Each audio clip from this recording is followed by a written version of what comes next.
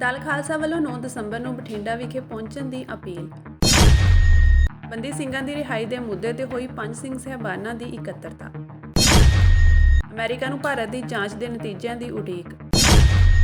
ਭਾਰਤ ਅਤੇ ਵਿਦੇਸ਼ਾਂ ਵਿੱਚ ਸਿੱਖਾਂ ਖਿਲਾਫ ਸਾਜ਼ਿਸ਼ਾਂ ਵਿਰੁੱਧ ਰੋਸ ਵਜੋਂ ਦਲ ਖਾਲਸਾ ਵੱਲੋਂ 9 ਦਸੰਬਰ ਨੂੰ ਬਠਿੰਡਾ ਵਿਖੇ ਰੋਸ ਮਾਰਚ ਕੱਢਿਆ ਜਾਵੇਗਾ। ਦਲ ਖਾਲਸਾ ਵੱਲੋਂ ਸਮੂਹ ਸਿੱਖ ਸੰਗਤਾਂ ਤੇ ਖਾਸ ਕਰਕੇ ਸਿੱਖ ਨੌਜਵਾਨਾਂ ਨੂੰ ਇਸ ਰੋਸ ਮਾਰਚ ਵਿੱਚ ਸ਼ਾਮਿਲ ਹੋਣ ਦਾ ਸੱਦਾ ਦਿੱਤਾ ਗਿਆ ਹੈ।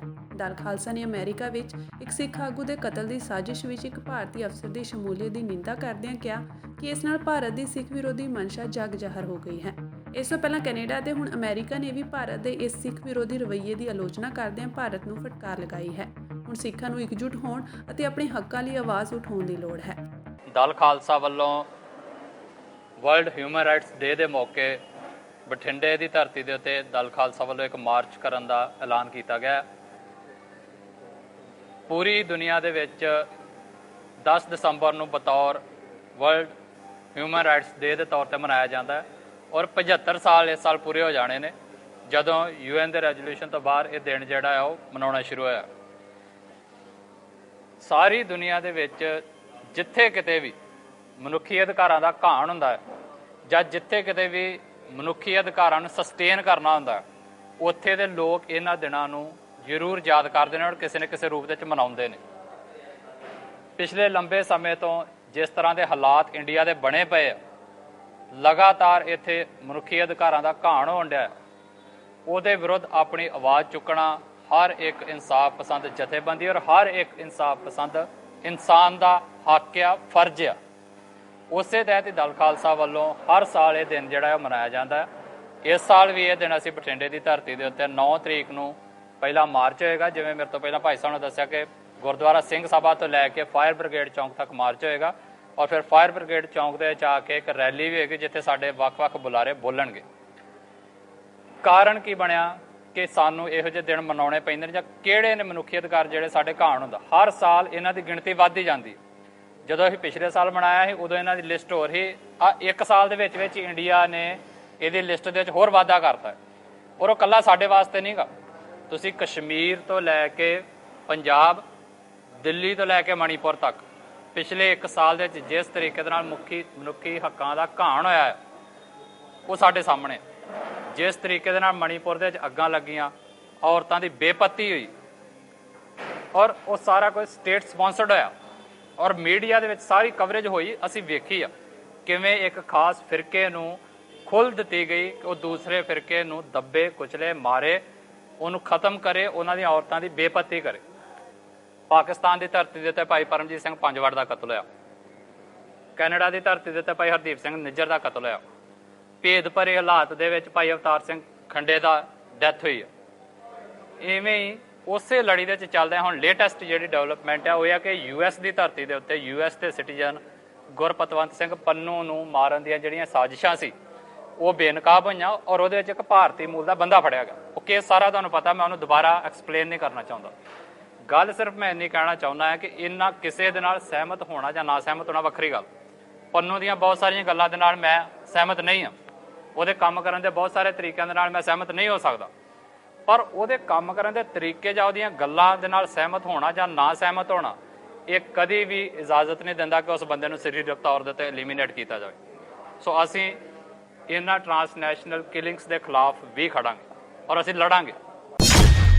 ਭਾਈ ਬਲਵੰਤ ਸਿੰਘ ਰਾਜੋਆਣਾ ਦੀ ਅਪੀਲ ਅਤੇ ਹੋਰ ਸਿੱਖ ਮਸਲਿਆਂ ਨੂੰ ਲੈ ਕੇ ਸ਼੍ਰੀ ਅਕਾਲ ਤਖਤ ਸਾਹਿਬ ਦੇ ਜਥੇਦਾਰ ਗਿਆਨੀ ਰਘਬੀਰ ਸਿੰਘ ਦੀ ਅਗਵਾਈ ਹੇਠ 5 ਤਖਤਾਂ ਦੇ ਜਥੇਦਾਰ ਸਾਹਿਬਾਨਾਂ ਦੀ ਮੀਟਿੰਗ ਅੱਜ ਸ਼੍ਰੀ ਅਕਾਲ ਤਖਤ ਸਾਹਿਬ ਅੰਮ੍ਰਿਤਸਰ ਵਿਖੇ ਹੋਈ। ਇਸ ਮੀਟਿੰਗ ਵਿੱਚ ਬੇਅਦਬੀਆਂ ਅਤੇ ਹੋਰ ਸਿੱਖ ਮਸਲਿਆਂ ਨੂੰ ਵੀ ਗੰਭੀਰਤਾ ਨਾਲ ਵਿਚਾਰਿਆ ਗਿਆ। ਮੀਟਿੰਗ ਮਗਰੋਂ ਜਥੇਦਾਰ ਗਿਆਨੀ ਰਘਬੀਰ ਸਿੰਘ ਨੇ ਕਿਹਾ ਕਿ ਭਾਈ ਬਲਵੰਤ ਸਿੰਘ ਰਾਜੋਆਣਾ ਤੇ ਹੋਰ ਬੰਦੀ ਸਿੰਘਾਂ ਦੀ ਰਿਹਾਈ ਬਾਰੇ ਸ਼੍ਰੀ ਗੁਰੂ ਨਾਨਕ ਦੇਵ ਜੀ ਦੇ 550 ਸਾਲਾ ਪ੍ਰਕਾਸ਼ ਪੁਰਬ ਸ਼ਤਾਬਦੀ ਮੌਕੇ ਦੇਸ਼ ਦੇ ਪ੍ਰਧਾਨ ਮੰਤਰੀ ਵੱਲੋਂ ਨੋਟੀਫਿਕੇਸ਼ਨ ਜਾਰੀ ਕੀਤਾ ਗਿਆ ਸੀ, ਜਿਸ ਨੂੰ ਲਾਗੂ ਕਰਵਾਉਣ ਲਈ ਅਤੇ ਬੰਦੀ ਸਿੰਘਾਂ ਦੀ ਰਿਹਾਈ ਲਈ ਕੇਂਦਰ ਸਰਕਾਰ ਨਾਲ ਗੱਲਬਾਤ ਕਰਨ ਲਈ ਉੱਚ ਪੱਧਰੀ ਵਫਦ ਦਾ ਗਠਨ ਕੀਤਾ ਗਿਆ ਹੈ, ਜੋ ਤੁਰੰਤ ਹੀ ਆਪਣੀ ਕਾਰਵਾਈ ਆਰੰਭ ਕਰਨਗੇ। ਇਸ ਵਫਦ ਵਿੱਚ ਹਰਜਿੰਦਰ ਸਿੰਘ ਧਾਮੀ ਪ੍ਰਧਾਨ ਸ਼੍ਰੋਮਣੀ ਗੁਰਦੁਆਰਾ ਪ੍ਰਬੰਧਕ ਕਮੇਟੀ, ਹਰਮੀਤ ਸਿੰਘ ਕਾਲਕਾ ਪ੍ਰਧਾਨ ਦਿੱਲੀ ਸਿੱਖ ਗੁਰਦੁਆਰਾ ਪ੍ਰਬੰਧਕ ਕਮੇਟੀ ਨਵੀਂ ਦਿੱਲੀ, ਬਰਜਿੰਦਰ ਸਿੰਘ ਹਮਦਰਦ, ਕਮਲਦੀਪ ਕੌਰ ਰਾਜੋਆਣਾ ਅਤੇ ਵਿਰਸਾ ਸਿੰਘ ਵਲਟੋਹਾ ਸ਼ਾਮਿਲ ਹਨ। ਇਸ ਤੋਂ ਇਲਾਵਾ ਉਹਨਾਂ ਕਿਹਾ ਕਿ ਜੇਕਰ ਕੇਂਦਰ ਸਰਕਾਰ ਭਾਈ ਬਲਵੰਤ ਸਿੰਘ ਰਾਜੋਆਣਾ ਦੀ ਫਾਂਸੀ ਦੀ ਸਜ਼ਾ ਨੂੰ 31 ਦਸੰਬਰ 2023 ਤੱਕ ਰੱਦ ਨਹੀਂ ਕਰਦੀ ਤਾਂ ਭਾਈ ਰਾਜੋਆਣਾ ਦੀਆਂ ਸ਼੍ਰੀ ਅਕਾਲ ਤਖਤ ਸਾਹਿਬ ਤੇ ਵਾਰ-ਵਾਰ ਪਹੁੰਚੀਆਂ ਪ੍ਰਤੀਕਿਰਿਆਵਾਂ ਦੇ ਮੱਦੇਨਜ਼ਰ ਸ਼੍ਰੋਮਣੀ ਗੁਰਦੁਆਰਾ ਪ੍ਰਬੰਧਕ ਕਮੇਟੀ ਸ਼੍ਰੀ ਅੰਮ੍ਰਿਤਸਰ ਆਪਣੀ ਪਾਈ ਹੋਈ ਅਪੀਲ ਤੇ ਵਿਚਾਰ ਕਰੇ। ਗਿਆਨੀ ਰਘਬੀਰ ਸਿੰਘ ਨੇ ਕਿਹਾ ਕਿ ਭਾਈ ਬਲਵੰਤ ਸਿੰਘ ਰਾਜੋਆਣਾ ਦਾ ਜੀਵਨ ਸਿੱਖ ਕੌਮ ਲਈ ਬਹੁਤ ਕੀਮਤੀ ਹੈ ਅਤੇ ਸਿੱਖ ਕੌਮ ਦੀ ਅਮਾਨਤ ਹੈ। ਇਸ ਲਈ ਭਾਈ ਬਲਵੰਤ ਸਿੰਘ ਰਾਜੋਆਣਾ ਨੂੰ ਪੰਜ ਸਿੰਘ ਸਾਹਿਬਾਨਾਂ ਵੱਲੋਂ ਆਦੇਸ਼ ਕੀਤਾ ਜਾਂਦਾ ਹੈ ਕਿ ਉਹ ਕਿਸੇ ਵੀ ਢੰਗ ਨਾਲ ਆਪਣੀ ਸਿਹਤ ਦਾ ਨੁਕਸਾਨ ਨਾ ਕਰਨ, ਤੁਰੰਤ ਆਪਣੀ ਭੁੱਖ ਹੜਤਾਲ ਵਾਪਸ ਲੈ ਕੇ ਆਪਣੀ ਸਿਹਤ ਦਾ ਖਿਆਲ ਰੱਖਣ। ਉਹਨਾਂ ਕਿਹਾ ਕਿ ਜੇਕਰ ਦਿੱਤੇ ਸਮੇਂ ਦੇ ਅੰਦਰ ਕੇਂਦਰ ਸਰਕਾਰ ਸੁਹਿਰਦਤਾ ਦੇ ਨਾਲ ਫੈਸਲਾ ਨਹੀਂ ਲੈਂਦੀ ਤਾਂ ਉਸ ਤੋਂ ਬਾਅਦ ਪੈਦਾ ਹੋਣ ਵਾਲੀ ਸਥਿਤੀ ਦੀ ਜ਼ਿੰਮੇਵਾਰ ਸਰਕਾਰ ਹੋਵੇਗੀ। ਪੰਜ ਸਿੰਘ ਸਾਹਿਬਾਨਾਂ ਦੀ ਜ਼ਰੂਰੀ ਇਕੱਤਰਤਾ ਵਿੱਚ ਸ਼੍ਰੀ ਅਕਾਲ ਤਖਤ ਸਾਹਿਬ ਦੇ ਜਥੇਦਾਰ ਸਿੰਘ ਸਾਹਿਬ ਗਿਆਨੀ ਰਘਬੀਰ ਸਿੰਘ, ਤਖਤ ਸ਼੍ਰੀ ਕੇਸਗੜ੍ਹ ਸਾਹਿਬ ਦੇ ਜਥੇਦਾਰ ਗਿਆਨੀ ਸੁਲਤਾਨ ਸਿੰਘ, ਤਖਤ ਸ਼੍ਰੀ ਦਮਦਮਾ ਸਾਹਿਬ ਦੇ ਜਥੇਦਾਰ ਸਿੰਘ ਸਾਹਿਬ ਗਿਆਨੀ ਹਰਪ੍ਰੀਤ ਸਿੰਘ, ਤਖਤ ਸ਼੍ਰੀ ਪਟਨਾ ਸਾਹਿਬ ਦੇ ਵਧੀਕ ਮੁੱਖ ਗ੍ਰੰਥੀ ਸਿੰਘ ਸਾਹਿਬ ਗਿਆਨੀ ਗੁਰਦਿਆਲ ਸਿੰਘ ਅਤੇ ਸੱਚਖੰਡ ਸ਼੍ਰੀ ਹਰਿਮੰਦਰ ਸਾਹਿਬ ਸ਼੍ਰੀ ਦਰਬਾਰ ਸਾਹਿਬ ਦੇ ਗ੍ਰੰਥੀ ਸਿੰਘ ਸਾਹਿਬ ਗਿਆਨੀ ਬਲਜੀਤ ਸਿੰਘ ਸ਼ਾਮਿਲ ਹੋਏ। ਅੱਜ ਮਿਤੀ 21 ਮੱਘਰ ਨਾਨਕਸ਼ਾਹੀ ਸੰਮਤ 555 ਮੁਤਾਬਿਕ 6 ਦਸੰਬਰ 2023 ਨੂੰ ਪੰਜ ਸਿੰਘ ਸਾਹਿਬਾਨ ਦੀ ਜ਼ਰੂਰੀ ਇਕੱਤਰਤਾ ਸ਼੍ਰੀ ਅਕਾਲ ਤਖਤ ਸਾਹਿਬ ਵਿਖੇ ਹੋਈ, ਜਿਸ ਵਿੱਚ ਹੇਠ ਲਿਖੇ ਅਨੁਸਾਰ ਫੈਸਲੇ ਕੀਤੇ ਗਏ। ਨੰਬਰ 1, ਕੌਮ ਦੇ ਜਿੰਦਾ ਸ਼ਹੀਦ ਭਾਈ ਬਲਵੰਤ ਸਿੰਘ ਜੀ ਰਾਜੋਆਣਾ ਅਤੇ ਹੋਰ ਬੰਦੀ ਸਿੰਘਾਂ ਦੀ ਰਿਹਾਈ ਬਾਰੇ ਸ਼੍ਰੀ ਗੁਰੂ ਨਾਨਕ ਦੇਵ ਜੀ ਦੇ 550 ਸਾਲਾ ਪ੍ਰਕਾਸ਼ ਪੁਰਬ ਸ਼ਤਾਬਦੀ ਮੌਕੇ ਦੇਸ਼ ਦੇ ਪ੍ਰਧਾਨ ਮੰਤਰੀ ਵੱਲੋਂ ਨੋਟੀਫਿਕੇਸ਼ਨ ਜਾਰੀ ਕੀਤਾ ਗਿਆ ਸੀ, ਜਿਸ ਨੂੰ ਲਾਗੂ ਕਰਵਾਉਣ ਲਈ ਅਤੇ ਇਹਨਾਂ ਦੀ ਰਿਹਾਈ ਦੇ ਕੇਂਦਰ ਸਰਕਾਰ ਨਾਲ ਗੱਲਬਾਤ ਕਰਨ ਲਈ ਉੱਚ ਪੱਧਰੀ ਵਫਦ ਦਾ ਗਠਨ ਕੀਤਾ ਹੈ, ਜੋ ਤੁਰੰਤ ਹੀ ਆਪਣੀ ਕਾਰਵਾਈ ਆਰੰਭ ਕਰੇ, ਜਿਸ ਵਿੱਚ ਹੇਠ ਲਿਖੇ ਅਨੁਸਾਰ ਮੈਂਬਰ ਸ਼ਾਮਲ ਕੀਤੇ ਗਏ ਹਨ। ਨੰਬਰ 1, ਸਰਦਾਰ ਹਰਜਿੰਦਰ ਸਿੰਘ, ਪ੍ਰਧਾਨ ਸ਼੍ਰੋਮਣੀ ਗੁਰਦੁਆਰਾ ਪ੍ਰਬੰਧਕ ਕਮੇਟੀ ਸ੍ਰੀ ਅੰਮ੍ਰਿਤਸਰ। ਨੰਬਰ 2, ਸਰਦਾਰ ਹਰਮੀਤ ਸਿੰਘ ਕਾਲਕਾ, ਪ੍ਰਧਾਨ ਦਿੱਲੀ ਸਿੱਖ ਗੁਰਦੁਆਰਾ ਪ੍ਰਬੰਧਕ ਕਮੇਟੀ ਨਵੀਂ ਦਿੱਲੀ। ਨੰਬਰ 3, ਸਰਦਾਰ ਬਰਜਿੰਦਰ ਸਿੰਘ ਜੀ ਹਮਦਰਦ। ਨੰਬਰ 4, ਬੀਬੀ ਕਮਲਦੀਪ ਕੌਰ ਰਾਜੋਆਣਾ। ਨੰਬਰ 5, ਸਰਦਾਰ ਵਿਰਸਾ ਸਿੰਘ ਵਲਟੋਹਾ। ਇਸ ਕਮੇਟੀ ਦੇ ਕੋਆਰਡੀਨੇਟਰ ਵੀ ਪ੍ਰਧਾਨ ਸ਼੍ਰੋਮਣੀ ਗੁਰਦੁਆਰਾ ਪ੍ਰਬੰਧਕ ਕਮੇਟੀ ਹੋਣਗੇ। ਜੇਕਰ ਕੇਂਦਰ ਸਰਕਾਰ ਭਾਈ ਬਲਵੰਤ ਸਿੰਘ ਜੀ ਰਾਜੋਆਣਾ ਦੀ ਫਾਂਸੀ ਦੀ ਸਜ਼ਾ ਨੂੰ 31 ਦਸੰਬਰ 2023 ਤੀਕ ਰੱਦ ਨਹੀਂ ਕਰਦੀ ਤਾਂ ਭਾਈ ਬਲਵੰਤ ਸਿੰਘ ਜੀ ਰਾਜੋਆਣਾ ਦੀਆਂ ਸ਼੍ਰੀ ਅਕਾਲ ਤਖਤ ਸਾਹਿਬ ਤੇ ਵਾਰ-ਵਾਰ ਪੁੱਜੀਆਂ ਪੱਤਰਕਾਵਾਂ ਦੇ ਮੱਦੇ ਨਜ਼ਰ ਸ਼੍ਰੋਮਣੀ ਗੁਰਦੁਆਰਾ ਪ੍ਰਬੰਧਕ ਕਮੇਟੀ ਸ਼੍ਰੀ ਅੰਮ੍ਰਿਤਸਰ ਸਾਹਿਬ ਆਪਣੀ ਪਾਈ ਹੋਈ ਅਪੀਲ ਤੇ ਵਿਚਾਰ ਕਰੇ। ਭਾਈ ਬਲਵੰਤ ਸਿੰਘ ਜੀ ਰਾਜੋਆਣਾ ਕੌਮ ਦੇ ਜਿੰਦਾ ਸ਼ਹੀਦ ਹਨ, ਜਿਨ੍ਹਾਂ ਨੇ ਬਹਾਦਰੀ, ਦ੍ਰਿੜਤਾ, ਸੂਰਬੀਰਤਾ ਅਤੇ ਨਿਡਰਤਾ ਨਾਲ ਸਰਕਾਰਾਂ ਵੱਲੋਂ ਸਿੱਖਾਂ ਨਾਲ ਕੀਤੇ ਜ਼ਬਰ, ਜ਼ੁਲਮ ਅਤੇ ਅਤਿਆਚਾਰ ਨੂੰ ਝੱਲਦਿਆਂ ਬਹੁਤ ਵੱਡੀ ਕੁਰਬਾਨੀ ਕੀਤੀ ਹੈ। ਕੌਮ ਨੂੰ ਇਹਨਾਂ ਤੇ ਮਾਣ ਹੈ। ਪੂਰੀ ਸਿੱਖ ਕੌਮ ਇਹਨਾਂ ਦੀ ਚੜ੍ਹਦੀ ਕਲਾ ਲਈ ਅਰਦਾਸ ਕਰਦੀ ਹੈ। ਇਹਨਾਂ ਦਾ ਜੀਵਨ ਸਿੱਖ ਕੌਮ ਲਈ ਬਹੁਤ ਕੀਮਤੀ ਹੈ ਅਤੇ ਸਿੱਖ ਕੌਮ ਦੀ ਅਮਾਨਤ ਹੈ। ਇਸ ਲਈ ਭਾਈ ਬਲਵੰਤ ਸਿੰਘ ਜੀ ਰਾਜੋਆਣਾ ਨੂੰ ਪੰਜ ਸਿੰਘ ਸਾਹਿਬਾਨ ਵੱਲੋਂ ਆਦੇਸ਼ ਕੀਤਾ ਜਾਂਦਾ ਹੈ ਉਹ ਕਿਸੇ ਵੀ ਢੰਗ ਨਾਲ ਆਪਣੀ ਸਿਹਤ ਦਾ ਨੁਕਸਾਨ ਨਾ ਕਰਨ, ਤੁਰੰਤ ਆਪਣੀ ਭੁੱਖ ਹੜਤਾਲ ਵਾਪਸ ਲੈ ਕੇ ਆਪਣੀ ਸਿਹਤ ਦਾ ਖਿਆਲ ਰੱਖਣ। ਜੇਕਰ ਦਿੱਤੇ ਸਮੇਂ ਦੇ ਅੰਦਰ ਕੇਂਦਰ ਸਰਕਾਰ ਸੁਹਿਰਦਤਾ ਵਾਲਾ ਫੈਸਲਾ ਨਹੀਂ ਲੈਂਦੀ ਤਾਂ ਉਸ ਤੋਂ ਬਾਅਦ ਪੈਦਾ ਹੋਣ ਵਾਲੀ ਸਥਿਤੀ ਦੀ ਜ਼ਿੰਮੇਵਾਰ ਵੀ ਕੇਂਦਰ ਸਰਕਾਰ ਹੋਵੇਗੀ। ਅਮਰੀਕਾ ਦਾ ਇੱਕ ਅਹਿਮ ਬਿਆਨ ਆਇਆ ਹੈ। ਅਮਰੀਕਾ ਨੇ ਕਿਹਾ ਹੈ ਕਿ ਉਹ ਸਿੱਖ ਆਗੂ ਦੀ ਹੱਤਿਆ ਦੀ ਸਾਜ਼ਿਸ਼ ਵਿੱਚ ਇੱਕ ਭਾਰਤੀ ਅਧਿਕਾਰੀ ਦੀ ਸ਼ਮੂਲੀਅਤ ਦੇ ਦੋਸ਼ਾਂ ਦੀ ਭਾਰਤ ਦੀ ਜਾਂਚ ਦੇ ਨਤੀਜਿਆਂ ਦੀ ਉਡੀਕ ਕਰੇਗਾ। ਵਿਦੇਸ਼ ਵਿਭਾਗ ਦੇ ਬੁਲਾਰੇ ਮੈਥਿਊ ਮਿਲਰ ਨੇ ਮੰਗਲਵਾਰ ਨੂੰ ਆਪਣੀ ਰੋਜ਼ਾਨਾ ਪ੍ਰੈਸ ਕਾਨਫਰੰਸ ਵਿੱਚ ਪੱਤਰਕਾਰਾਂ ਨੂੰ ਇਹ ਜਾਣਕਾਰੀ ਦਿੱਤੀ। ਉਹਨਾਂ ਕਿਹਾ ਕਿ ਵਿਦੇਸ਼ ਮੰਤਰੀ ਨੇ ਆਪਣੇ ਵਿਦੇਸ਼ੀ ਹਮਰੁਤਬਾ ਕੋਲੇ ਗੱਲ ਉਠਾਈ ਹੈ ਅਤੇ ਕਿਹਾ ਹੈ ਕਿ ਅਸੀਂ ਇਸ ਮਾਮਲੇ ਨੂੰ ਬਹੁਤ ਗੰਭੀਰਤਾ ਨਾਲ ਲੈ ਰਹੇ ਹਾਂ। ਉਹਨਾਂ ਕਿਹਾ ਕਿ ਉਹ ਜਾਂਚ ਕਰਨਗੇ। ਮਿਲਰ ਨੇ ਇੱਕ ਸਵਾਲ ਦੇ ਜਵਾਬ ਵਿੱਚ ਕਿਹਾ ਕਿ ਉਹਨਾਂ ਨੇ ਜਾਂਚ ਦੇ ਸਬੰਧ ਵਿੱਚ ਜਨਤਕ ਘੋਸ਼ਣਾਵਾਂ ਕੀਤੀਆਂ ਹਨ। ਹੁਣ ਅਸੀਂ ਜਾਂਚ ਦੇ ਨਤੀਜਿਆਂ ਦੀ ਉਡੀਕ ਕਰਾਂਗੇ। ਅਮਰੀਕਾ ਵਿੱਚ ਸੰਘੀ ਵਕੀਲਾਂ ਨੇ ਦੋਸ਼ ਲਾਇਆ ਹੈ ਕਿ ਇੱਕ ਭਾਰਤੀ ਨਾਗਰਿਕ ਨੇ ਅਮਰੀਕਾ ਵਿੱਚ ਸਿੱਖ ਆਗੂ ਗੁਰਪਤਵੰਤ ਸਿੰਘ ਪੰਨੂ ਦੀ ਹੱਤਿਆ ਦੀ ਸਾਜ਼ਿਸ਼ ਰਚੀ ਸੀ। ਸਰਕਾਰੀ ਵਕੀਲਾਂ ਨੇ ਇਹ ਵੀ ਦੋਸ਼ ਲਾਇਆ ਹੈ ਕਿ ਭਾਰਤੀ ਵਿਅਕਤੀ ਦੀ ਮੁਲਾਕਾਤ ਭਾਰਤੀ ਅਧਿਕਾਰੀ ਨਾਲ ਹੋਈ ਸੀ। ਇਸ ਦੇ ਨਾਲ ਹੀ ਭਾਰਤ ਨੇ ਅਮਰੀਕਾ ਵੱਲੋਂ ਇੱਕ ਭਾਰਤੀ ਅਧਿਕਾਰੀ ਨੂੰ ਅਮਰੀਕੀ ਧਰਤੀ ਤੇ ਸਿੱਖ ਆਗੂ ਨੂੰ ਮਾਰਨ ਦੀ ਸਾਜ਼ਿਸ਼ ਰਚਣ ਦੇ ਦੋਸ਼ੀ ਵਿਅਕਤੀ ਨਾਲ ਜੋੜਨ ਨੂੰ ਚਿੰਤਾ ਦਾ ਵਿਸ਼ਾ ਕਰਾਰ ਦਿੱਤਾ ਹੈ। ਵਿਦੇਸ਼ ਮੰਤਰਾਲੇ ਨੇ ਕਿਹਾ ਕਿ ਦੋਸ਼ਾਂ ਦੀ ਜਾਂਚ ਲਈ ਬਣਾਈ ਗਈ ਕਮੇਟੀ ਦੇ ਨਤੀਜਿਆਂ ਦੇ ਆਧਾਰ ਤੇ ਅਗਲੀ ਕਾਰਵਾਈ ਕੀਤੀ ਜਾਵੇਗੀ। ਨਿਊਯਾਰਕ ਦੇ ਰਿਚਮੰਡ ਹਿਲ ਸਿੱਖ ਕਲਚਰਲ ਸੁਸਾਇਟੀ ਗੁਰਦੁਆਰਾ ਸਾਹਿਬ ਵਿਖੇ ਸਿੱਖ ਜਥੇਬੰਦੀਆਂ ਤੇ ਗੁਰਦੁਆਰਾ ਪ੍ਰਬੰਧਕ ਕਮੇਟੀਆਂ ਦੀ ਅਹਿਮ ਬੈਠਕ ਹੋਈ। ਇਸ ਬੈਠਕ ਵਿੱਚ ਸਿੱਖ ਸੰਗਤਾਂ ਵੱਲੋਂ ਸਿੱਖ ਗੁਰਦੁਆਰਾ ਸਾਹਿਬਾਨਾਂ ਅੰਦਰ ਭਾਰਤੀ ਅਧਿਕਾਰੀਆਂ ਦੇ ਆਉਣ ਤੇ ਪਾਬੰਦੀ ਲਾਉਣ ਦੇ ਫੈਸਲੇ ਨੂੰ ਵਿਚਾਰਿਆ ਗਿਆ। ਇਸ ਫੈਸਲੇ ਤੇ ਸਾਂਝੇ ਤੌਰ ਤੇ ਸਭ ਨੇ ਸਹਿਮਤੀ ਜਤਾਈ ਹੈ। ਜ਼ਿਕਰਯੋਗ ਹੈ ਕਿ ਪਿਛਲੇ ਦਿਨੀ ਭਾਰਤੀ ਰਾਜਦੂਤ ਤਰਨਜੀਤ ਸਿੰਘ ਸੰਧੂ ਨੂੰ ਸਿੱਖ ਸੰਗਤਾਂ ਦੇ ਵਿਰੋਧ ਦਾ ਸਾਹਮਣਾ ਕਰਨਾ ਪਿਆ ਸੀ, ਜਿਸ ਤੋਂ ਬਾਅਦ ਹੁਣ ਸਿੱਖ ਸੰਗਤਾਂ ਵੱਲੋਂ ਮੀਟਿੰਗ ਕਰਕੇ ਫੈਸਲਾ ਲਿਆ ਗਿਆ ਹੈ ਕਿ ਹੁਣ ਕਿਸੇ ਵੀ ਭਾਰਤੀ ਅਧਿਕਾਰੀ ਨੂੰ ਸਿੱਖ ਗੁਰਦੁਆਰਾ ਸਾਹਿਬਾਨਾਂ ਵਿੱਚ ਆਉਣ ਦੀ ਮਨਾਹੀ ਹੈ। ਅੱਜ ਇੱਥੇ ਰਿਚਮੰਡ ਹਿੱਲ ਸਿੱਖ ਕਲਚਰ ਸੁਸਾਇਟੀ ਵਿੱਚ ਸਾਰੀਆਂ ਜਥੇਬੰਦੀਆਂ ਤੇ ਗੁਰਦੁਆਰਿਆਂ ਕਮੇਟੀਆਂ ਦੀ ਮੀਟਿੰਗ ਹੋਈ ਆ, ਜਿਸ ਦੇ ਵਿੱਚ ਮਤਾ ਪਾਸ ਕੀਤਾ ਗਿਆ ਕਿ ਕਿਸੇ ਗੁਰਦੁਆਰੇ ਵਿੱਚ ਕਿਸੇ ਵੀ ਭਾਰਤੀ ਦੂਤਾਵਾਸ ਨੂੰ ਸਟੇਜ ਤੋਂ ਨਹੀਂ ਬੋਲਣ ਦਿੱਤਾ ਜਾਏਗਾ, ਨਾ ਹੀ ਉਸ ਨੂੰ ਸਟੋਪ ਦਿੱਤਾ ਜਾਏਗਾ, ਨਾ ਹੀ ਉਹਨੂੰ ਸੱਦਾ ਪੱਤਰ ਦਿੱਤਾ ਜਾਏਗਾ। ਪਰ ਸਿੱਖੀ ਸਿਧਾਂਤ ਦੇ ਨਾਲ ਕੋਈ ਵੀ ਵਿਅਕਤੀ ਜਿਹੜਾ ਗੁਰਦੁਆਰੇ ਚ ਆਉਣਾ ਚਾਹੁੰਦਾ ਵਾ ਤੇ ਗੁਰੂ ਗ੍ਰੰਥ ਸਾਹਿਬ ਦੇ ਸਾਹਮਣੇ ਮਸਤਕ ਹੋਣਾ ਚਾਹੁੰਦਾ ਵਾ, ਉਹ ਆ ਸਕਦੇ ਨੇ। ਇਹ ਬੇਨਤੀ ਕੀਤੀ ਜਾਂਦੀ ਆ ਕਿ ਸਾਰੇ ਗੁਰਦੁਆਰਿਆਂ ਦੀਆਂ ਕਮੇਟੀਆਂ ਨੂੰ ਕਿ ਤੁਸੀਂ ਇਸ ਜਿਹੜਾ ਰੈਜ਼ੋਲੂਸ਼ਨ ਦੇ ਉੱਤੇ ਰਜ਼ਾਮੰਦੀ ਵਿਖਾਓ ਤੇ ਇਸੇ ਤੁਸੀਂ ਪਹਿਰਾ ਦਿਓ ਤੇ ਜੋ ਵੀ ਐਕਸ਼ਨ ਆ ਲੌਂਗ ਆਈਲੈਂਡ ਹਿਕਸਫੋਰਡ ਗੁਰਦੁਆਰੇ 'ਚ ਹੋਇਆ ਵਾ ਉਹ ਬੜਾ ਜਾਇਜ਼ ਸੀ ਤੇ ਕਰਨਾ ਬਹੁਤ ਜ਼ਰੂਰੀ ਸੀ। ਇਸ ਵਾਸਤੇ ਜਿਨ੍ਹਾਂ ਸਿੰਘਾਂ ਨੇ ਇਹ ਕੰਮ ਕੀਤਾ ਅਸੀਂ ਉਹਨਾਂ ਦੇ ਬਹੁਤ ਧੰਨਵਾਦ ਆ। ਤੇ ਫਿਰ ਦੁਬਾਰਾ ਬੇਨਤੀ ਆ ਕਿ ਕਿਸੇ ਵੀ ਭਾਰਤੀ ਦੂਤਾਵਾਸ ਨੂੰ ਸਿੱਖਾਂ ਦੇ ਗੁਰਦੁਆਰੇ ਵਿੱਚ ਨਹੀਂ ਆਉਣ ਦੇਣਾ ਚਾਹੀਦਾ, ਜਿਹੜੇ ਕਿ ਬੋਲਣਾ ਚਾਹੁੰਦੇ ਨੇ। ਨਾ ਹੀ ਉਹਨਾਂ ਨੂੰ ਸੋਪਾ ਦਿੱਤਾ ਜਾਏ, ਨਾ ਹੀ ਉਹਨੂੰ ਸੱਦਿਆ ਜਾਏ, ਪਰ ਕੋਈ ਵੀ ਵਿਅਕਤੀ ਐਜ਼ ਐਨ ਇੰਡੀਵਿਜੂਅਲ ਗੁਰਦੁਆਰੇ 'ਚ ਵੈਲਕਮ ਆ। ਸ਼੍ਰੋਮਣੀ ਗੁਰਦੁਆਰਾ ਪ੍ਰਬੰਧਕ ਕਮੇਟੀ ਦੀ ਮੈਂਬਰ ਬੀਬੀ ਕਿਰਨਜੀਤ ਕੌਰ ਨੇ ਭਾਈ ਬਲਵੰਤ ਸਿੰਘ ਰਾਜੋਆਣਾ ਦੀ ਭੁੱਖ ਹੜਤਾਲ ਤੇ ਸਵਾਲ ਚੁੱਕੇ ਹਨ। ਬੀਬੀ ਕਿਰਨਜੀਤ ਕੌਰ ਨੇ ਫੇਸਬੁੱਕ ਤੇ ਪੋਸਟ ਪਾ ਕੇ ਲਿਖਿਆ ਹੈ ਕਿ ਗੱਲ ਸਮਝ ਨਹੀਂ ਆਈ, ਫੈਸਲਾ ਸਰਕਾਰ ਨੇ ਨਹੀਂ ਕੀਤਾ, ਸ਼੍ਰੋਮਣੀ ਕਮੇਟੀ ਤੇ ਕਾਹਦਾ ਗੁੱਸਾ।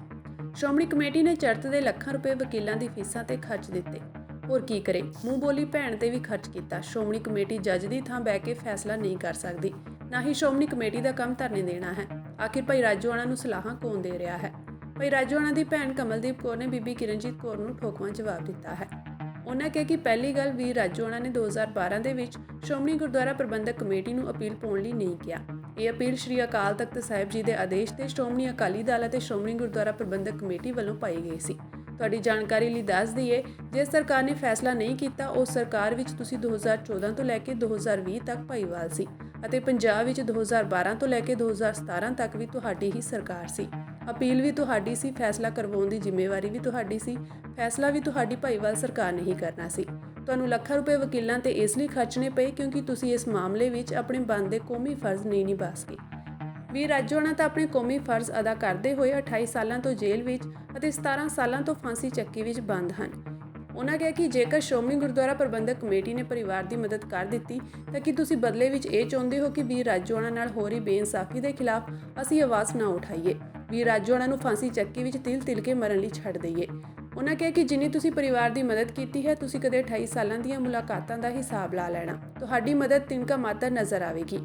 ਹੁਣ ਤੁਸੀਂ ਇਹ ਵੀ ਦੱਸ ਦਿਓ ਕਿ ਡੇਰਾ ਮੁਖੀ ਦੀ ਮੁਆਫੀ ਨੂੰ ਠੀਕ ਠਹਿਰਾਉਣ ਲਈ ਖਰਚੇ 90 ਲੱਖ ਤੁਸੀਂ ਕਿਹੜੇ ਖਾਤੇ ਵਿੱਚ ਪਾਓਗੇ। ਬੀਬੀ ਕਮਲਦੀਪ ਕੌਰ ਨੇ ਅੱਗੇ ਕਿਹਾ ਕਿ ਸ਼੍ਰੋਮਣੀ ਗੁਰਦੁਆਰਾ ਪ੍ਰਬੰਧਕ ਕਮੇਟੀ ਨੂੰ ਭਾਈ ਰਾਜੋਆਣਾ ਨੇ ਕਦੇ ਵੀ ਧਰਨਾ ਦੇਣ ਲਈ ਨਹੀਂ ਕਿਹਾ, ਉਹ ਤਾਂ ਹਰ ਰੋਜ਼ ਧਰਨੇ ਦਿੰਦੇ ਹਨ। ਜੇ ਅਪੀਲ ਤੁਹਾਡੇ ਲਈ ਇੰਨੀ ਬੋਝ ਬਣੀ ਹੋਈ ਹੈ, ਇਸ ਅਪੀਲ ਨੂੰ ਵਾਪਸ ਲੈ ਕੇ ਬੋਝ ਮੁਕਤ ਹੋ ਜਾਓ, ਬਾਕੀ ਕੰਮ ਖਾਲਸਾ ਪੰਥ ਕਰ ਦੇਵੇਗਾ।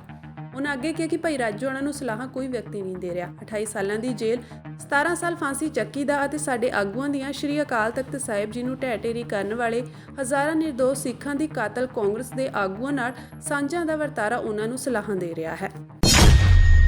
ਤੀਜੇ ਘੱਲੂਘਾਰੇ ਤੋਂ ਬਾਅਦ ਉਭਰੇ ਖਾੜਕੂ ਸੰਘਰਸ਼ ਦੌਰਾਨ ਸ਼ਹੀਦ ਹੋਏ ਸਿੰਘਾਂ ਸਿੰਘਣੀਆਂ ਤੇ ਝੂਠੇ ਪੁਲਿਸ ਮੁਕਾਬਲਿਆਂ ਵਿੱਚ ਸ਼ਹੀਦ ਕੀਤੇ ਗਏ ਨੌਜਵਾਨਾਂ ਦੇ ਪਰਿਵਾਰਕ ਮੈਂਬਰਾਂ ਦਾ ਸਨਮਾਨ 1 ਪੋਹ ਭਾਵ 16 ਦਸੰਬਰ 2023 ਨੂੰ ਗੁਰੂਸਰ ਮਹਾਰਾਜ ਵਿਖੇ ਕਰਵਾਇਆ ਜਾ ਰਿਹਾ ਹੈ।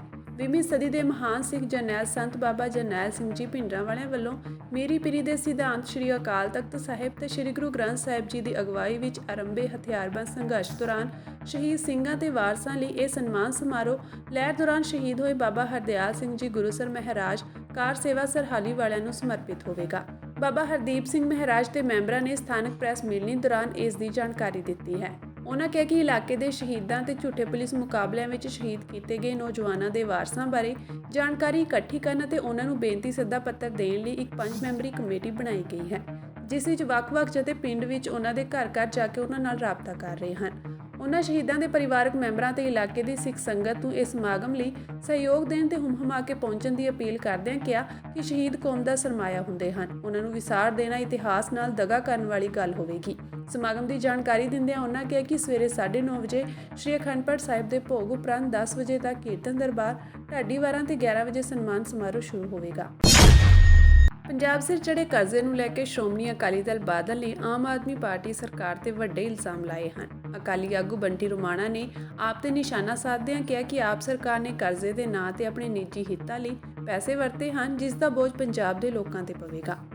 ਇੱਕ ਪਾਸੇ ਆਮ ਆਦਮੀ ਪਾਰਟੀ ਦੀ ਸਰਕਾਰ ਹਰ ਰੋਜ਼ ਪੰਜਾਬ ਦੇ ਉੱਤੇ ਜਿਹੜੀ ਕਰਜ਼ੇ ਦੀ ਪੰਡ ਹੈ ਉਹਨੂੰ ਵੱਡੀ ਕਰਦੀ ਜਾ ਰਹੀ ਹੈ, ਉਹਨੂੰ ਭਾਰੀ ਕਰਦੀ ਜਾ ਰਹੀ ਹੈ। ਦੂਸਰੇ ਪਾਸੇ ਉਸ ਪੈਸੇ ਨਾਲ ਆਮ ਆਦਮੀ ਪਾਰਟੀ ਦਾ, ਅਰਵਿੰਦ ਕੇਜਰੀਵਾਲ ਦਾ, ਭਗਵੰਤ ਮਾਨ ਦਾ ਪ੍ਰਚਾਰ ਸਾਰੇ ਹਿੰਦੁਸਤਾਨ ਦੇ ਵਿੱਚ ਕੇਵਲ ਤੇ ਕੇਵਲ ਆਮ ਆਦਮੀ ਪਾਰਟੀ ਨੂੰ ਬਿਲਡ ਕਰਨ ਵਾਸਤੇ ਪੰਜਾਬ ਦੇ ਲੋਕਾਂ ਦੇ ਖਜ਼ਾਨੇ ਦਾ ਪੈਸਾ ਲਾਇਆ ਜਾ ਰਿਹਾ ਹੈ। ਅੱਜ ਦੇ ਅਖਬਾਰ ਦੇ ਵਿੱਚ ਤੁਸੀਂ ਖਬਰ ਦੇਖੀ ਹੈ ਕਿ ਕੱਲ 941 ਕਰੋੜ ਰੁਪਏ ਦਾ ਕਰਜ਼ਾ ਇਸ ਸਰਕਾਰ ਵੱਲੋਂ ਹੋਰ ਲਿੱਤਾ ਗਿਆ। ਮੈਂ ਡਾਟਾ ਕੱਢਿਆ, 941 ਕਰੋੜ ਦਾ ਕਰਜ਼ਾ ਕੱਲ ਲੈ ਲਿਆ। ਕੇਵਲ ਨਵੰਬਰ ਦੇ ਮਹੀਨੇ 'ਚ 4450 ਕਰੋੜ ਰੁਪਏ ਦਾ ਕਰਜ਼ਾ ਇਸ ਸਰਕਾਰ ਨੇ ਚੱਕ ਲਿਆ ਤੇ ਇਸ ਨਵੰਬਰ ਤੱਕ ਜਦੋਂ ਦੀ ਸਰਕਾਰ ਬਣੀ ਹੈ ਪੌਣੇ 2 ਸਾਲਾਂ ਦੇ ਵਿੱਚ 60,000 ਕਰੋੜ ਰੁਪਏ ਤੋਂ ਉੱਪਰ ਦਾ ਕਰਜ਼ਾ ਆਮ ਆਦਮੀ ਪਾਰਟੀ ਦੀ ਸਰਕਾਰ ਨੇ, ਭਗਵੰਤ ਮਾਨ ਦੀ ਸਰਕਾਰ ਨੇ ਪੰਜਾਬ ਦੇ ਖਜ਼ਾਨੇ ਤੇ ਹੋਰ ਬੋਝ ਪਾਤਾ। ਸਰਕਾਰ ਬਣਨ ਤੋਂ ਪਹਿਲਾਂ ਬਹੁਤ ਵੱਡੀਆਂ ਗੱਲਾਂ ਕਰਦੇ ਸੀ ਕਿ ਪੰਜਾਬ ਨੂੰ ਕਰਜ਼ਾਈ ਕਰਤਾ, ਪੰਜਾਬ ਦੇ ਲੋਕਾਂ ਤੇ ਬੋਝ ਪਾਤਾ। ਇਹ ਜਿਹੜਾ ਕਰਜ਼ਾ ਲਈ ਜਾ ਰਿਹਾ ਹੈ ਹਰ ਪੰਜਾਬ ਦੇ ਇਨਸਾਨ ਤੇ ਕਰਜ਼ਾ ਹੈ। ਇਹ ਲੋਕਾਂ ਦੀ ਜੇਬ ਚੋਂ ਪੈਸੇ ਜਾਣੇ ਹੈ ਤੇ ਮੈਂ ਹੁਣ ਭਗਵੰਤ ਮਾਨ ਨੂੰ ਪੁੱਛਣਾ ਚਾਹੁੰਦਾ, ਹੁਣ ਕਿਹਦੀ ਜੇਬ ਚੋਂ ਜਾਣੇ? ਬੇਅਦਬੀ ਦੀਆਂ ਘਟਨਾਵਾਂ ਲਗਾਤਾਰ ਵਧਦੀਆਂ ਜਾ ਰਹੀਆਂ ਹਨ। ਬੇਅਦਬੀਆਂ ਦਾ ਦੌਰ ਰੁਕਣ ਦਾ ਨਾਂ ਨਹੀਂ ਲੈ ਰਿਹਾ। ਦਰਅਸਲ ਪੰਜਾਬ ਵਿੱਚ ਹੁਣ ਮੁਹਾਲੀ ਨੇੜਲੇ ਇੱਕ ਪਿੰਡ ਵਿੱਚ ਬੇਅਦਬੀ ਦੀ ਮੰਦਭਾਗੀ ਘਟਨਾ ਨੂੰ ਅੰਜਾਮ ਦੇਣ ਦੀ ਕੋਸ਼ਿਸ਼ ਕੀਤੀ ਗਈ ਹੈ। ਇੱਕ ਨੌਜਵਾਨ ਵੱਲੋਂ ਘੜੂਆਂ ਦੇ ਗੁਰਦੁਆਰਾ ਸਾਹਿਬ ਵਿਖੇ ਬੇਅਦਬੀ ਕਰਨ ਦੀ ਕੋਸ਼ਿਸ਼ ਕੀਤੀ ਗਈ। ਇੰਨਾ ਹੀ ਨਹੀਂ, ਬੇਅਦਬੀ ਕਰਨ ਆਇਆ ਨੌਜਵਾਨ ਪਾਠਕਾਰ ਦੇ ਪਾਠੀ ਸਿੰਘ ਨਾਲ ਵੀ ਹੱਥੋਂ-ਪਾਈ ਕਰਦਾ ਨਜ਼ਰ ਆਇਆ। ਇਹ ਘਟਨਾ ਗੁਰਦੁਆਰਾ ਸਾਹਿਬ ਵਿੱਚ ਲੱਗੇ CCTV ਵਿੱਚ ਕੈਦ ਹੋ ਗਈ। ਪੁਲਿਸ ਵੱਲੋਂ ਮਾਮਲਾ ਦਰਜ ਕਰਕੇ ਜਾਂਚ ਸ਼ੁਰੂ ਕਰ ਦਿੱਤੀ ਗਈ ਹੈ। ਪੌਣੇ 5 ਵਜੇ ਮੈਂ ਪਾਠ ਕਰਨ ਆਇਆ ਜਦੋਂ ਪ੍ਰਕਾਸ਼ ਕਰਕੇ ਹੁਕਮਨਾਮਾ ਲਿਆ। ਉਹਦੇ ਬਾਅਦ ਮੈਂ ਆਪਣੇ 8ਵੀਂ 9ਵੀਂ ਪੜ੍ਹ ਰਿਹਾ ਸੀ। ਇਹ ਬੰਦਾ ਮੱਥਾ ਟੇਕਣ ਆਇਆ ਕਿ ਇਹਨੇ ਮੱਥਾ ਟੇਕਿਆ, ਘੁੰਮ ਕੇ ਆ ਕੇ ਮੇਰੇ ਕੋਲ ਆ ਕੇ ਕਹਿੰਦਾ ਵੀ ਅੰਮ੍ਰਿਤ ਛਕਾਓ। ਇਹ ਬੰਦਾ ਮੇਰੇ ਪਿੰਡ ਦਾ ਹੀ, ਇਹ ਡਾਡੀ ਨੌਂ ਜੀ ਦਾ। ਇਹ ਕਹਿੰਦਾ ਵੀ ਅੰਮ੍ਰਿਤ ਛਕਾਓ। ਮੈਂ ਬੋਲਿਆ ਨਹੀਂ ਹੈਗਾ, ਮੈਂ ਪਾਠ ਕਰੀ ਗਿਆ। ਮੈਂ ਕਿਹਾ ਵੀ ਚੱਲ ਬੰਦਾ ਉਹ ਕਹਿੰਦਾ, ਜਾਂ ਮੇਰੀ ਇਹਨੇ ਬਾਂਹ ਫੜੀ। ਮੈਂ ਡਾਡੀ ਜੀ ਅਨੰਦਪੁਰ ਸਾਹਿਬ ਬਾਟਾ ਤਿਆਰ ਹੋ ਗਿਆ ਵੀ ਤੈਨੂੰ ਕੋਈ ਗੱਲ ਨਹੀਂ, ਉੱਥੇ ਛਕਾ ਜਾਊਂਗਾ। ਉਸ ਤੋਂ ਬਾਅਦ ਹੀ ਇਹ ਕਿਆ ਕਰਿਆ, ਇਹਨੇ ਫਿਰ ਮੇਰੀ ਬਾਹਾਂ ਬੂਹਾਂ ਖਿੱਚਣ ਲੱਗਿਆ ਜਦ। ਉਸ ਤੋਂ ਬਾਅਦ ਮੈਂ ਇਹਨੂੰ ਕਿਹਾ, ਮੈਂ ਆਪਣੀ ਬਾਂਹ ਛਡਾ ਕੇ ਮਹਾਂ ਵੀ ਬੰਦਿਆਂ ਵਾਂਗੂ ਆ ਜਾ ਟਿੱਕੇ ਵੀ ਫੇਰ ਗੱਲ ਕਰੀ। ਮੈਂ ਪਾਠ ਕਰਨ ਦੇ ਮੈਨੂੰ ਇਹਨੇ ਕੀ ਕਰਿਆ, ਮੈਨੂੰ ਲੱਤ ਫੜ ਕੇ ਮੇਰੇ ਹੱਥੋਂ ਪਾਈ ਹੋਇਆ। ਫਿਰ ਇਹ ਮੇਰੀ ਗੱਲ ਇਹਨੇ ਮੈਨੂੰ ਖਿੱਚ ਲਿਆ ਜੀ ਬਾਹਰ ਖਿੱਚ ਕੇ ਜੀ ਹੱਥੋਂ ਪਾਈ ਹੋਇਆ। ਇਹ ਮੂਹਰੇ ਮੈਨੂੰ ਇੱਥੇ ਮੂਹਰੇ ਲਿਆਇਆ। ਮੈਂ ਫਿਰ ਇਹ ਜਾਂ ਮੇਰਾ ਹੋਰ ਕੁਝ ਨਹੀਂ ਚੱਲਿਆ। ਇਹਨੇ ਲੱਤ ਫੜੀ ਵੀ ਸੀ, ਮੈਂ ਇਹਦੀਆਂ 2 ਲੱਤਾਂ ਫੜ ਕੇ ਇਹਨੂੰ ਸਿੱਟ ਲਿਆ ਥੱਲੇ ਸਿੱਟ ਕੇ ਫਿਰ ਮੈਂ ਇਹਦੇ 5-7 ਚਾਂਟੇ ਮਾਰੇ। ਮੈਂ ਤੈਨੂੰ ਦੱਸਦਾ ਹੁਣ ਪਤਾ ਤੇਰਾ ਤਾਰਦਾ ਸੌਪਣਾ। ਉਹਨੇ ਜੀ ਗ੍ਰਾਂਥੀ ਸਿੰਘ ਨੂੰ ਲੱਤਾਂ ਤੋਂ ਫੜ ਕੇ ਤਾਪਿਆਂ ਬੈਠਿਆਂ ਨੂੰ ਬਾਹਰ ਖਿੱਚਿਆ ਅਤੇ ਉਸ ਨਾਲ ਕੁੱਟਮਾਰ ਕੀਤੀ। ਬਾਅਦ ਵਿੱਚ ਉਹਨੇ ਆਪਣੇ ਸਾਰੇ ਕੱਪੜੇ ਉਤਾਰ ਕੇ ਉਹ ਨਗਨ ਹਾਲਤ ਦੇ ਵਿੱਚ ਗੁਰਦੁਆਰਾ ਸਾਹਿਬ ਦੇ ਵਿਖੇ ਘੁੰਮਦਾ ਰਿਹਾ ਜੀ, ਗੁਰੂ ਮਹਾਰਾਜ ਦੀ ਹਜ਼ੂਰੀ ਦੇ ਵਿੱਚ। ਹਾਂਜੀ, ਪੁਲਿਸ ਵੱਲੋਂ ਉਸ ਬੰਦੇ ਨੂੰ ਅਰੈਸਟ ਕੀਤਾ ਗਿਆ ਹੈ ਤੇ ਪ੍ਰਸ਼ਾਸਨ ਵੱਲੋਂ ਭਰੋਸਾ ਦਿਵਾਇਆ ਜਾ ਰਿਹਾ ਹੈ ਕਿ ਉਹ ਸਖਤ ਤੋਂ ਸਖਤ ਕਾਰਵਾਈ ਉਸ ਸ਼ਖਸ ਦੇ ਵਿਰੁੱਧ ਕਰ ਰਹੇ ਨੇ। ਪਿੰਡ ਵਾਲਿਆਂ ਤੋਂ ਸੁਣਨ ਦੇ ਵਿੱਚ ਆਇਆ ਕਿ ਇਦਾਂ ਦਾ ਕੁਝ ਵੀ ਨਹੀਂ ਸੀ, ਬੰਦਾ ਬਿਲਕੁਲ ਠੀਕ ਠਾਕ ਹੈ, ਕਿਸੇ ਪੈਟਰੋਲ ਪੰਪ ਤੇ ਕੰਮਕਾਰ ਕਰਦਾ ਹੈ ਤੇ ਇਦਾਂ ਦੀ ਕੋਈ ਉੱਥੇ ਗੱਲ ਸੁਣਨ ਨੂੰ ਨਹੀਂ ਮਿਲੀ। ਸ਼੍ਰੋਮਣੀ ਅਕਾਲੀ ਦਲ ਬਾਦਲ ਦੇ ਪ੍ਰਧਾਨ ਸੁਖਬੀਰ ਸਿੰਘ ਬਾਦਲ ਦਾ ਕਹਿਣਾ ਹੈ ਕਿ ਆਮ ਆਦਮੀ ਪਾਰਟੀ ਦੀ ਸਰਕਾਰ ਆਏ ਦਿਨ ਪੰਜਾਬ ਨੂੰ ਕਰਜ਼ੇ ਹੇਠ ਡੋਬ ਰਹੀ ਹੈ। ਉਨ੍ਹਾਂ ਕਿਹਾ ਕਿ ਸਰਕਾਰ ਵੱਲੋਂ ਕੱਲ੍ਹ ਹੀ 941 ਕਰੋੜ ਰੁਪਏ ਦਾ ਨਵਾਂ ਕਰਜ਼ਾ ਲਿਆ ਗਿਆ ਹੈ। ਇਸ ਹਿਸਾਬ ਨਾਲ ਆਮ ਆਦਮੀ ਪਾਰਟੀ ਵੱਲੋਂ ਨਵੰਬਰ ਦੇ ਮਹੀਨੇ ਵਿੱਚ ਹੀ ਲਿਆ ਗਿਆ ਕਰਜ਼ਾ 4450 ਕਰੋੜ ਰੁਪਏ ਦਾ ਹੋ ਜਾਵੇਗਾ। ਉਨ੍ਹਾਂ ਕਿਹਾ ਕਿ ਇਹਨਾਂ ਨੇ ਆਪਣੇ 20 ਮਹੀਨਿਆਂ ਦੇ ਕਾਰਜਕਾਲ ਵਿੱਚ ਹੁਣ ਤੱਕ 60,000 ਕਰੋੜ ਰੁਪਏ ਦਾ ਕਰਜ਼ਾ ਲਿਆ ਹੈ। ਉਹਨਾਂ ਨੇ ਖੇਦੀ ਕਰਦਿਆਂ ਕਿਹਾ ਕਿ ਮੌਜੂਦਾ ਸਰਕਾਰ ਨੇ ਸਰਦਾਰ ਪ੍ਰਕਾਸ਼ ਸਿੰਘ ਬਾਦਲ ਦੀ ਸਰਕਾਰ ਵੱਲੋਂ ਸ਼ੁਰੂ ਕੀਤੀਆਂ ਸਾਰੀਆਂ ਲੋਕ ਪੱਖੀ ਸਕੀਮਾਂ ਬੰਦ ਕਰ ਦਿੱਤੀਆਂ ਹਨ। ਇਹ ਚਿੰਤਾਜਨਕ ਹੈ ਕਿ ਇਸ ਸਰਕਾਰ ਨੇ ਨਾ ਹੀ ਕੋਈ ਨਵਾਂ ਵਿਕਾਸ ਪ੍ਰੋਜੈਕਟ ਲਿਆਂਦਾ ਹੈ ਤਾਂ ਫਿਰ ਪੰਜਾਬ ਪੁੱਛ ਰਿਹਾ ਹੈ ਕਿ ਇਹ ਸਾਰਾ ਉਧਾਰ ਲਿਆ ਗਿਆ ਪੈਸਾ ਖਰਚ ਕਿੱਥੇ ਹੋ ਰਿਹਾ ਹੈ। ਉਹਨਾਂ ਨਸੀਹਤ ਦਿੰਦਿਆਂ ਕਿਹਾ ਕਿ ਕਠਪੁਤਲੀ ਮੁੱਖ ਮੰਤਰੀ ਭਗਵੰਤ ਮਾਨ ਨੂੰ ਅਰਵਿੰਦ ਕੇਜਰੀਵਾਲ ਦੇ ਸੁਪਨਿਆਂ ਨੂੰ ਪੂਰਾ ਕਰਨ ਲਈ ਪੰਜਾਬ ਦੇ ਸਰਕਾਰੀ ਜਹਾਜ਼ਾਂ ਦੀ ਦੁਰਵਰਤੋਂ ਅਤੇ ਝੂਠੀਆਂ ਮਸ਼ਹੂਰੀਆਂ ਨੂੰ ਬੰਦ ਕਰਕੇ ਪੰਜਾਬ ਦੇ ਖਜ਼ਾਨੇ ਦੀ ਲੁੱਟ ਨੂੰ ਤੁਰੰਤ ਬੰਦ ਕਰਨਾ ਚਾਹੀਦਾ ਹੈ। ਕਿ 941 ਕਰੋੜ ਰੁਪਇਆ ਕੱਲ ਕਰਜ਼ਾ ਪੰਜਾਬ ਦੀ ਭਗਵੰਤ ਮਾਨ ਸਰਕਾਰ ਨੇ ਲਿੱਤਾ ਹੈ। ਇੱਕ ਮਹੀਨੇ ਦੇ ਅੰਦਰ 4,450 ਕਰੋੜ ਰੁਪਇਆ ਲੈ ਲਿਆ। ਪਿਛਲੇ 20 ਮਹੀਨਿਆਂ ਦੇ ਅੰਦਰ 60,000 ਕਰੋੜ ਰੁਪਇਆ ਕਰਜ਼ਾ ਲੈ ਚੁੱਕੇ ਹੈ। ਇੱਕ ਕੋਈ ਸਕੀਮ ਚੱਲਦੀ ਦਿਖਾ ਦਿਓ, ਕੋਈ ਸੜਕ ਰਿਪੇਅਰ ਹੁੰਦੀ ਦਿਖਾ ਦਿਓ, ਕੋਈ ਚੀਜ਼ ਨਵੀਂ ਬਣਦੀ ਦਿਖਾ ਦਿਓ ਜਾਂ ਕਿਸੇ ਨੂੰ ਕੋਈ ਸਹੂਲਤ ਦਿੱਤੀ ਦਿਖਾ ਦਿਓ। 60,000 ਕਰੋੜ ਚਾੜ ਕੇ ਕਰਜ਼ਾ ਕੱਲਾ ਕੀ ਕੰਮ ਕੀਤਾ ਹੈ? ਆਪਣੇ ਇਸ਼ਤਿਹਾਰ ਹਿੰਦੁਸਤਾਨ ਦੇ ਕੋਨੇ-ਕੋਨੇ 'ਚ ਕਰੋੜਾਂ ਰੁਪਈਆ ਇਸ਼ਤਿਹਾਰਾਂ ਤੇ ਲਾਇਆ ਆਪਣੀ ਪਾਰਟੀ ਨੂੰ ਤਗੜਾ ਕਰਨ ਵਾਸਤੇ। ਵੱਡੇ ਵੱਡੇ ਜੈੱਟ ਖਰੀਦੇ ਉਹਨਾਂ ਨੂੰ ਕੇਜਰੀਵਾਲ ਨੂੰ ਲਿਜਾਣ ਵਾਸਤੇ। ਕੱਲੇ ਲੁੱਟਣ ਦਾ ਕੰਮ ਕਰ ਰਿਹਾ। 60,000 ਕਰੋੜ ਕੋਈ ਮਾਮੂਲੀ ਚੀਜ਼ ਨਹੀਂ ਹੈ। ਮੈਨੂੰ ਤਾਂ ਐਂ ਲੱਗਦਾ ਹੈ ਕਿ ਜੈ ਜੀ ਹਾਲਾਤ ਬਣੀ ਜਾਂਦੀ ਹੈ, ਅਗਲੇ 3 ਸਾਲਾਂ 'ਚ ਤਾਂ 300-400 ਕਰੋੜ ਇਕੱਠਾ ਕਰਜ਼ਾ ਲੈ ਲੈਣਗੇ। ਉਹਦੇ ਬਾਅਦ ਲਾਊਗਾ ਕੌਣ? ਇਹਨਾਂ ਨੂੰ ਤਾਂ ਫਿਕਰ ਨਹੀਂ ਹੈ। ਫਿਰ ਅਗਲੀ ਸਰਕਾਰ ਤੇ ਛੱਡ ਦੇਣਗੇ, ਆਹ ਤਾਂ ਲੁੱਟ ਕੇ ਚਲੇ ਜਾਣਗੇ। ਆਹ ਤਾਂ ਇੱਕ ਇਹੋ ਜਿਹੀ ਚੀਜ਼ ਹੈ, ਇਹਨਾਂ ਨੂੰ ਤਾਂ ਬਖਸ਼ਿਆ ਨਹੀਂ ਜਾਊਗਾ।